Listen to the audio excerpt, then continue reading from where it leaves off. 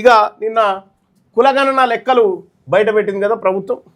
కులగణన లెక్కలు బయట పెడితే దొంగలు దొరికిరు. ఇప్పుడు ఎట్లా దొరికిరంటే నిరుద్యోగ యువకులారా చాలాసార్లు మళ్ళా నువ్వు నిరుద్యోగుల గురించి మాట్లాడు, నువ్వు నోటిఫికేషన్ల గురించి మాట్లాడు మళ్ళా అని చెప్తా ఉంటాను. ఇప్పుడు సపోజ్ మనము ఒక పైప్ వేసినాం, బోర్ కాడికేనో పైప్ వేసినాం. ఆ చేను వారాలంటే మధ్యలో రంధ్రాలు ఏడున్నాయో అవి ముయ్యన్నా వద్దా? మూయాలి. మూస్తేనే అది క్లియర్గా వారుతుంది. ఇక్కడ నేను చేస్తుంది కూడా అదే. ఇక్కడ ఈడబ్ల్యూఎస్ పేరు మీద రంధ్రాలు పడ్డాయి పైపుకు, మన ఉద్యోగాలు ఎత్తుకపోతా ఉన్నారు. ఫస్ట్ ఇది మూయాలని ఎందుకు చెప్తున్నారంటే ఇగో సర్కార్ చెప్పిన దాంట్లో మొత్తం నిన్న కూర్చొని మొత్తం లెక్కలు తీస్తే బయటపడ్డది. సామాజిక న్యాయమా దామాషా దోషమా, తెలంగాణ జనాభా వర్సెస్ రిజర్వేషన్ల పంపిణీలో దాగిన అసమానతల విశ్లేషణ సర్కార్ డేటా ఆధారంగానే. ఇక్కడ చూడవచ్చు, జనాభా ఒక ఎత్తు, అవకాశం మరొక ఎత్తు. మొత్తం తెలంగాణ రాష్ట్రంలో బీసీల జనాభా 56.4% అని చెప్పారు. 56.4% ఉన్నటువంటి బీసీలకు 27% రిజర్వేషన్.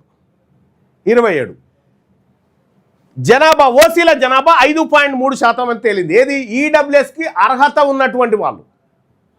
ఈడబ్ల్యూఎస్కి అర్హత ఉన్నటువంటి వాళ్ళు అంటే వాళ్ళకు 5 ఎకరాల్లోపు భూమి లేదు, 5 ఎకరాల పైన భూమి లేదు, 8 లక్షల ఆదాయం లేదు, హైదరాబాద్ లాంటి పట్టణాల్లో 1000 చదరపు అడుగుల ఇల్లు లేదు, గ్రామీణ ప్రాంతంలో 200 గజాలు ఇల్లు లేదు. ఈ అర్హత లేనటువంటి వాళ్ళందరినీ తీసేస్తే, మొత్తం ఈకెల్ తోకలన్నీ తీసేస్తే ఈడబ్ల్యూఎస్ కోటాకి, ఈడబ్ల్యూఎస్ రిజర్వేషన్కి ఎంతమంది అర్హులు ఉన్నారు ఓసీలలో అంటే 5.3% ఉన్నారు.